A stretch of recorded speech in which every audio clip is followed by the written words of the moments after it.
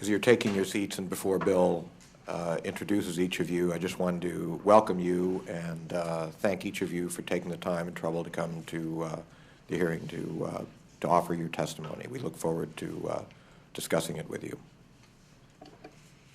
The first witness on this panel is David Clarke, President of the United Steelworkers, Local 1013.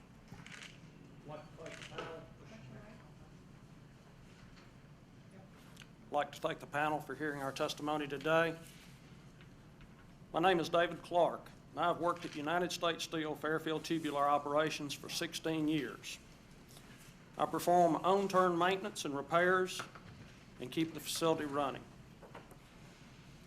At our plant, we make seamless oil country tubular goods, and we were formerly a fully integrated steel mill.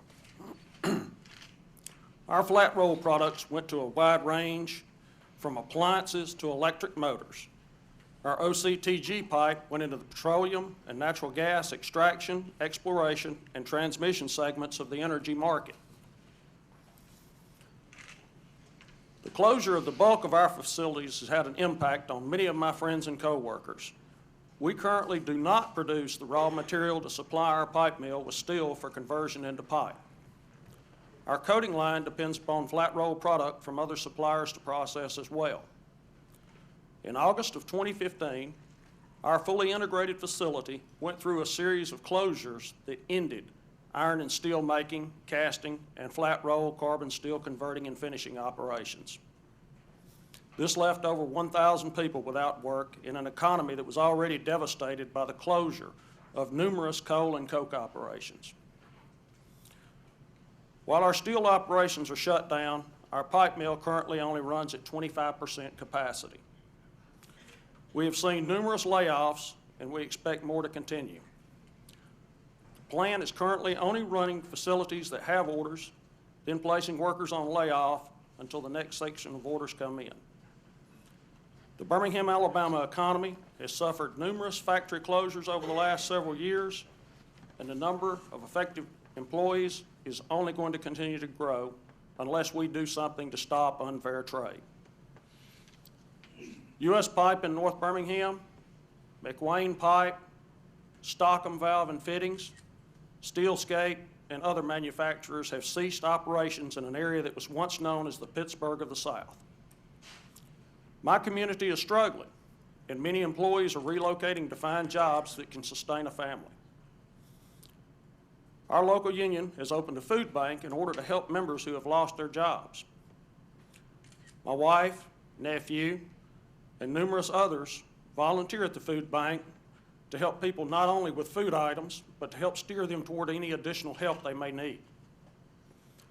The outlook is bleak for business in our town. All of the suppliers in the area have been forced to cut positions. Some local gas stations have ceased 24-hour operations as the traffic at shift changes went away. Retailers are leaving the city. Shortly after our closure, Walmart and several other retailers left the city of Fairfield, and the loss of sales tax revenue has placed the city in dire financial straits. It has got to the point where the City Council in Fairfield is debating the closure of the police department and suspension of other city services in order to survive. In order to prepare for the worst, our family has not just started cutting expenses and saving more, but we have started looking at available positions in the general area as well as other facilities across the country. Unfortunately, my community is not the only one facing this situation. While American steelworkers continue to do everything we can to ensure the viability of our industry, we alone cannot seem to stop the injury caused by massive overcapacity, government subsidies, and unfair pricing that comes from other countries with whom we compete. This is why I'm here today, to let you know how unfair trade impacts entire communities. If you allow these unfair practices to go unanswered, the consequences will be dire for all our communities. No U.S. steel worker should lose a job to allow unfairly traded steel into this country. Thank you all. The next witness is James Sanderson, President, United Steelworkers, Local 7898. Good afternoon, panel. On behalf of our membership, we want to thank you for taking the time to examine the state of the global steel industry and for inviting me to testify on behalf of the thousands of workers who, like me, are unable to work because of the current crisis. My name is James Sanderson, and I am president of the United Steelworkers, Local 7898. I proudly represent our steelworkers at the ArcelorMittal plant in Georgetown, South Carolina. Our plant produced wire rod in the United States and closed its doors July the 24th, 2015, because we could no longer compete with unfair foreign steel wire imports. The plant closing left 226 workers without jobs.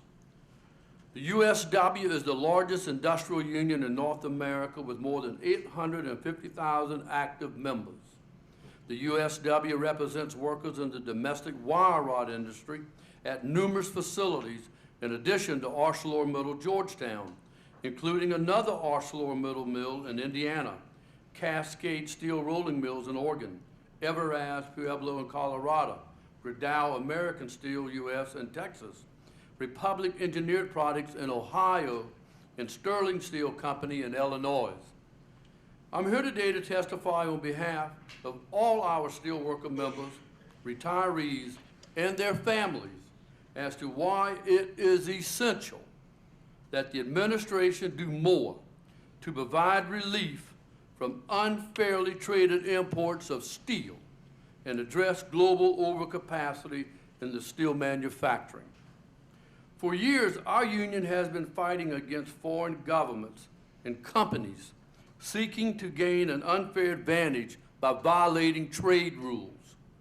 Unfair trade has had an enormously corrosive effect on the nation's manufacturers and workers. From personal experience, I can tell you that it has clearly hurt our steelworkers in Georgetown in the form of bankruptcies, plant closures, and layoffs. In the 1990s, our Georgetown mill suffered greatly due to unfair competition from imports, leading it to the brink of closure. Between 2001 and 2007, the steelworkers at Georgetown endured 2 bankruptcies, 4 different ownership structures, and a 9-month closure in 2003. We also watched our sister mill in Kansas City was permanently closed in 2001 with the loss of 650 jobs. Since then, many other steel mills closed across the country, costing steelworkers jobs, retiree benefits, and many communities their sense of security. The United Steelworkers fought tirelessly to save those jobs throughout the industry and to secure some benefits for many retirees who were so inequitably stripped of benefits earned over a lifetime of hard work in a challenging environment. It was no different at Georgetown.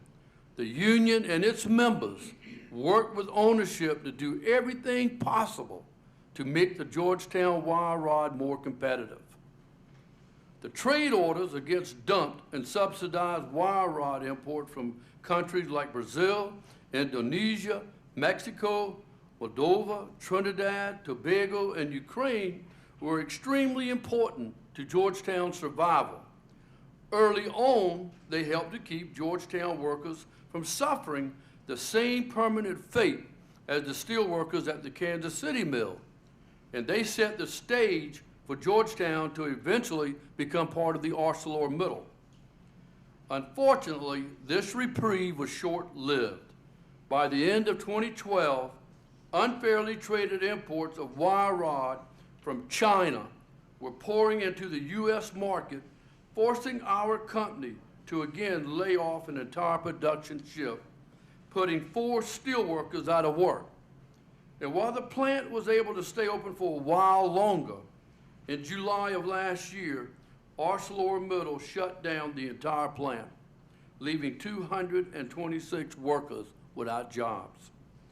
These employment numbers represent American workers, each having families and the communities that relied on the continued viability of the U.S. steel wire rod industry. American steelworkers continue to do everything we can to ensure the viability of the industry, but we cannot stop the injury that is caused by the massive overcapacity, government subsidies, and unfair pricing of products from other countries we have to compete with. But you can. No U.S. steelworker should have to lose a job because we allow unfairly traded steel into this country. On behalf of our U.S. steelworker members, retirees, their families, and our communities over the country, I urge the administration to please assure unfairly traded steel doesn't continue to have unrestricted access to the United States market, and that you defend American jobs from global overcapacity in steel manufacturing. Thank you very much. The next witness is Daniel Simmons, President of the United Steelworkers, Local 1899. Good afternoon, members of panel. My name is Dan Simmons, and I work at the U.S. Steel Granite City Works in Granite City, Illinois. As the president of United Steelworkers of Local 1899, I'm proud to be here today to represent my coworkers, and I'm proud of my 38 years of hard work at the plant. Granite City is a fully integrated steel mill. We go from the rocks to the docks. This means that we do not recycle scrap steel or process imported steel. Instead, we take raw materials to produce steel from scratch, producing steel slabs. We then process these slabs based on customer demand to their specifications. We sell a wide range of clients, often with demanding quality standards, from automotive to construction to oil tubular goods. In one case, it meant making a high-grade, lightweight, high-strength steel for a major auto manufacturer that no other mill had been able to successfully produce. I'm proud to say that we made it. Despite the high-quality steel we are able to produce efficiently and reliably, our facility operated at reduced levels starting late 2014, and in December of 2015, the plant was idled. This has led to layoffs of 1,500 of the plant's 2,000 total employees. Preliminary findings in the pending trade enforcement cases have allowed 145 of my fellow steelworkers to return to work. But more must be done for the 1,500 others that remain out of work because of unfair trade competition and global overcapacity in steel manufacturing. They have gone through so much uncertainty and stress over the past 2 years as we wrestled with the onslaught of dumped steel. And since the layoffs in December, just before the holidays, things are only getting worse. I can't stop anywhere in town or even in the surrounding communities without being asked about when the Granite City Works will start back up. When so many workers are forced to tighten their belt and so many suppliers no longer having such a big customer to sell to, the whole area is negatively impacted. Everyone from restaurants, grocery stores, to appliance stores, retail stores, shops are feeling the pain. Many suppliers to the steel mill are in serious trouble. Tube City is a local scrapyard, has closed until further notice. Stein Mill Services, who haul slag for the plant, have laid off their workers. And a number of local machine shops have had to reduce their workforces.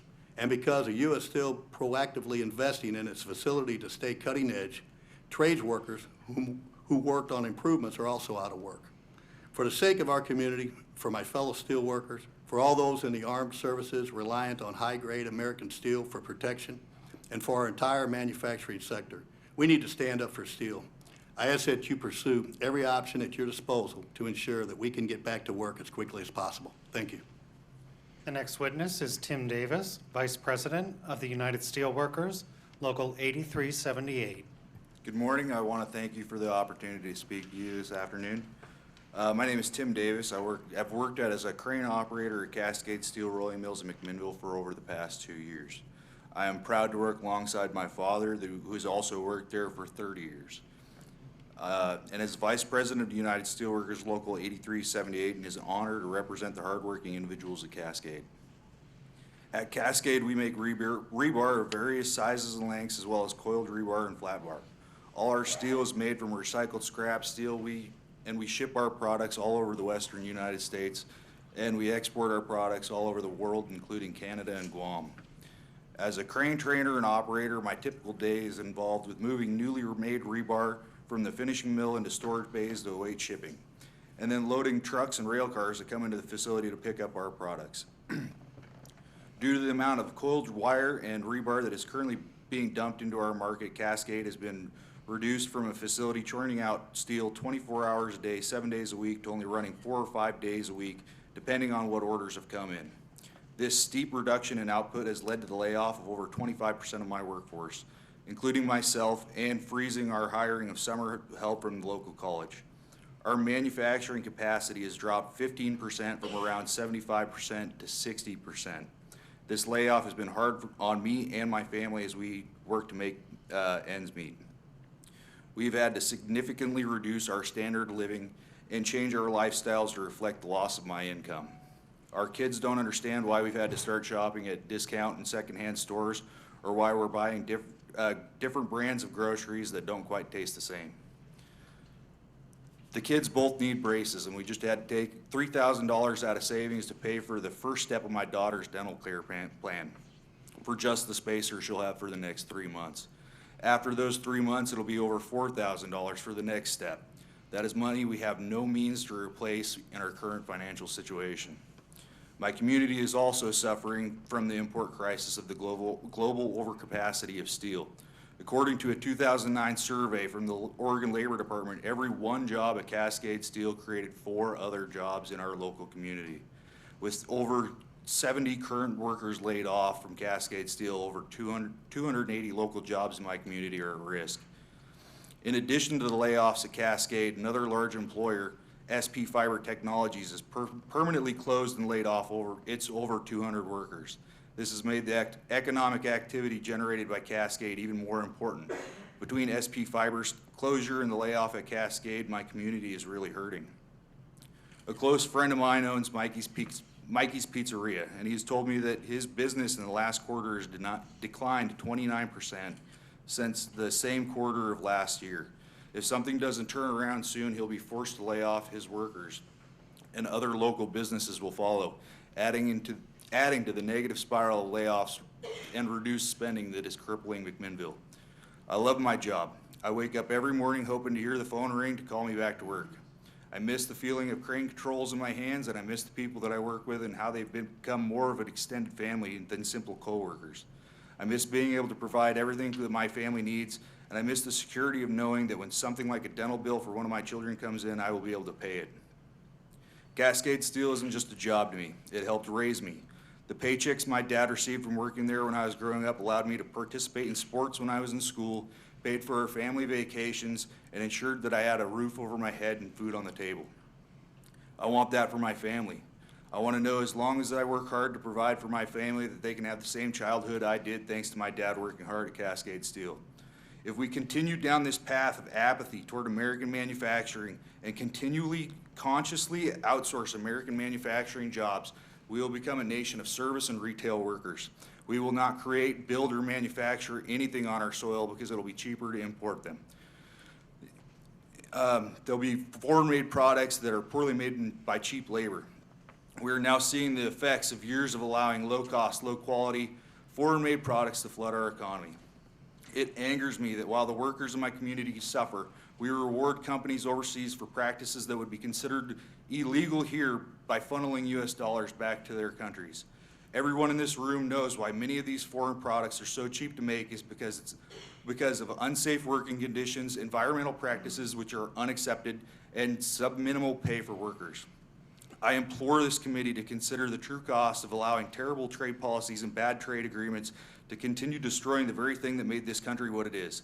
We became the strongest, most powerful country in the world because American blue-collar workers carried us there on their backs, on their quest to achieve the American dream. Each and every unfair trade deal we jump into is destroying the legacy that our forefathers created with the sweat on their brow and calluses on their hands. I am proud to follow in my father's footsteps in the manufacturing industry, and I'd hope that my children would be proud to follow us if that's what they chose to do. But for that to happen, there needs to be an American manufacturing industry around for them to do so. And at the current rate of American factories closing their doors for good, I'm concerned that they won't have that option. At this pace, the only option my kids will have is college, the military, or working at a retail store that was built with foreign materials, selling foreign-made products, and then putting those purchases in foreign-made bags. I thank you for your time today, and I hope you will consider the true cost poor policies and unfair trade deals have on our workers, their families, our communities, and future generations. Thank you. The next witness is Sam Pantello, Vice President of United Steelworkers, Local 2102. Good afternoon, members of the panel. Good afternoon, members of the panel. Let me start by saying thank you for the opportunity to speak with you today on this critical issue for steelworkers across this country. My name is Sam Pantello, and I have worked for Everaz Rocky Mountain Steel Mill in Pueblo, Colorado for the last 10 years. I work as a mechanical technician conducting maintenance throughout the plant. I'm proud to be able to step in and make the repairs of our plant, make sure it's running. Whether that requires welding, machine repairs, or even plumbing, I also have service as United Steelworker Vice President of Local 2102. Our facility has been hit hard by the current steel crisis, global overcapacity in steel. Right now, we're operating well below our potential at around 65% capacity, and you can't break even running a mill like that. So our facility is going through layoffs and slowed production. Right now, we have 260 U.S. members laid off. We have tried to spread the pain a bit. Our company has restructured shifts and hours, reducing our time on the job so that our coworkers can get a break to work. But even after all that, many of the fellow steelworkers will still be without jobs. I'm proud of our plant. Our facility goes back 140 years and has been producing steel ever since. We produce a high-quality steel, cost efficiency, and effectiveness, and are the only manufacturers of steel rail west of the Mississippi. And yet, because of steel dumping, I have coworkers out of a job, worrying about making their next mortgages, payment on cars, and that just isn't right. With so many workers out of a job and hundreds of workers about to see their houses, their hours reduced, our community is suffered. Everaz is the largest manufacturer in our area, so when the company cuts back, the whole community feels it. And for those workers laid off, it is hard to find other work. I wish I could say this is the first time my mill has had layoffs, but it isn't. For example, in 2008 and 2009, our seamless pipe mill went down because the Chinese was dumping into the competing product, and 125 workers were laid off over that year. In addition, our sister plant in Pueblo, VE Nordtrack, which manufactures intersections for railroads, has also experienced layoffs. Our community has been placed in a crazy situation where many high-skilled manufacturing workers are unable to find work, but running out of unemployment eligibility with nowhere to turn. I'm grateful for the actions taken to combat illegal trade practices, but I want to simply address how we as a country approach illegal steel dumping. For too long, we have reached to illegal trade practices only when it's too clear harm has been done. That causes too much pain in the communities like mine and makes running competitive and profitability company next to impossible. We need to be forward-thinking as a country to prevent plant closures and layoffs in the future. We can't keep responding to attacks on the domestic production after the fact. We need to send a clear single message that the U.S. does not allow dumping or illegal subsidies, and be prepared to quickly respond to illegal trade practices so it doesn't take layoffs to spur action. Thank you for your time and consideration. The next witness is Dan Pierce, Vice President of the United Steelworkers, Local 2660. Good afternoon. Thank you. My name is Dan Pierce. I'm a resident of Hibbing, Minnesota. I live in the heart of the Iron Range. For nearly 20 years, I've worked at U.S. Steel Keewatin Taconite, which is located in Keewatin, Minnesota. At Keetac, we mine, we crush, we process taconite into iron ore pellets, which is the key ingredient of making steel, or at least we did, until our facility was idled in May of 2015, and virtually all of its 360 members were laid off, including myself. When our facility was up and running, the iron ore pellets that we produced were shipped to the mills. The two very gentlemen that are down at the end of the table, our facility shipped pellets to, for final production. I work as a diesel mechanic. I try to keep every piece of mobile equipment running that excuse me, from the machines that dig up the taconite out of the ground to the trucks that haul it to our process facility. I was proud at the work that I did to keep Keetac running smoothly and also to help my fellow steelworkers do their jobs. I was also proud knowing that the iron ore that we produced went into the steel that ended up in our cars, our bridges, our skyscrapers, and other structures. The shutdown of Keetac has been a very big adjustment. It means not getting up and going to work every single day. It means tightening my belt to make ends meet. Not being able to work for the last 11 months has put stress on me, my family, my friends, as we wrestle with the uncertainty of if or when we're going to be able to return to work. My family has had to hold off on home repairs, cutbacks on groceries, and going out to eat. When we do this and you multiply it by all the people that are affected on the Iron Range and the local businesses, they suffer as people make less trips to the grocery stores and to the local convenience stores and lumber yards.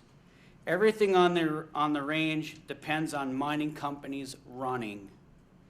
When they're shut down, it affects everyone, from the daycare providers to the car dealerships to the local hospitals. But it's more than just the day-to-day of the job or the stress of working and a lot less income that has motivated me to speak with you today. The people I work with have grown into a tight-knit community. If anyone needed help outside of work, it was normal to see their fellow steelworkers chipping in. Once you get to know your co-workers and their families the way that we have on the range for over the years, it's hard to suddenly not see them every day. And what is worse, if we can't address this steel crisis and get the range back up and running again, I'm not sure how we're going to be able to create that kind of community again. Without the demand for iron ore, there is no other game in town for the Iron Range. Like me, that have to spend years to try to develop particular skills in the areas as maintenance or electrical work. Where these skills can be put to work, our opportunities are very limited. We can either try to get on with another mining company, which is hard or almost impossible today, or simply leave the community and our homes behind. I was proud when something at Keetac was broke down. I was called to fix it. I'm here to tell you that something is broke in the way that we defined against trade cheating, and it needs to be fixed. We need to get back to making things in this country to put people back to work. To do this, we need to be more proactive so that it doesn't take this, a crisis, where people are being laid off all across the country, to act. Until we start using more U.S.-made steel to put it in the air, put it on the ground, or drive it around, my neighbors on the Iron Range and workers across America will be out of work when we could be putting our skills to use, building a brighter future for our country. I'd like to thank you for the opportunity to speak today on behalf of all the steelworkers on the Iron Range. Thank you very much. Before we turn to our final witness on this panel, I would ask all witnesses on the next panel to please go to the back of the room. Our final witness on this panel is Neil Douglas, President of the International Association of Machinists, Local Lodge 1943. Thank you for hearing my testimony today. As stated, my name is Neil Douglas. I am the President Directing Business Representative of Local Lodge 1943 of the International Association of Machinists and Aerospace Workers in Middletown, Ohio. Our local represents most of the nearly 2,000 workers at the Middletown Works of AK Steel, as well as workers at Pilot Chemical, Bowling Transportation, and Cummings Bridgeway. Our international union, the IM, continues to fight hard for fair trade policies that will result in good jobs here at home. Imports have reached historically high levels, which have had a negative impact on the domestic steel producers for finished steel products and carbon spot market selling prices. The results have created a dramatic reduction in orders, production, and shipments. I will try to paint a picture to describe the negative effect these foreign steel imports have had and could have on the working people, their families, and the surrounding communities. Currently, there are over 400 working people laid off from AK Steel's Ashen Works. These layoffs have been in place since October of last year. As many of you know, the longer a worker is out of work, the deeper the cut to the local economy. The situation in Ashland has the potential to travel around to other facilities under the AK Steel umbrella, including the Middletown Works. AK Steel is one of the top 5 employers of Butler County, Ohio, whose population is estimated around 380,000 people. Besides almost 2,000 active members that our local represents, we also represent around 1,900 retirees who depend on their retirement from AK Steel. These numbers do not take into consideration the salaried and contract employers, which are well into the thousands. While some of these numbers alone may not sound as impressive as some of the bigger companies, consider for a moment the families associated with these thousands of working people. Consider the downstream jobs from active working members. The estimated ratio is as high as 7 jobs in the community for every 1 active worker. As IM Local Lodge 1943 working members, we enjoy good benefits, a good retirement, and good wages. This affords that we and our families have the ability to spend money at local businesses, utilize our health care at local facilities, and drive the economy forward. Allowing the dumping of foreign steel into the United States has the potential to rip our workers' families apart, devastate the community, and cause severe harm to our local economy. We have members who have family members with disabilities, who are community volunteers, who have children in college, and many of them are veterans. These working people deserve the protection you can give to achieve and maintain the American dream. I'm quite certain you will hear many statistics about the amount of foreign steel being dumped, how much the benchmark prices have dropped, and the dollar amounts lost by the domestic steel industry, including AK Steel. I have chosen not to state these statistics to you, but to put faces of the hard-working people behind those numbers I'm sure you will hear about. Peoples whose lives will be devastated by not enforcing and upholding U.S. trade laws with regard to the dumping of foreign steel. We cannot afford to lose any more jobs to the domestic steel industry to unfair trade practices. On behalf of IM Local Lodge 1943 and the workers at Middletown Works, I urge you to fight for the working people of my community and the United States by strictly enforcing the trade laws concerning imported foreign steel, as well as the 3 trade cases filed by the domestic steel industry. This will ensure we have good jobs, good wages, and good benefits here at home. And I'd like to add something that while we don't have layoffs at Middletown Works, hearing these brothers and laborers story about that, I'm gonna have to go back and report that that's what I heard over there. And it causes dramatic insecurity in people and their families to know that that could be coming down the line. So I urge you to do everything you can for all of us. Thank you. Mr. Chairman, that concludes direct testimony from this panel.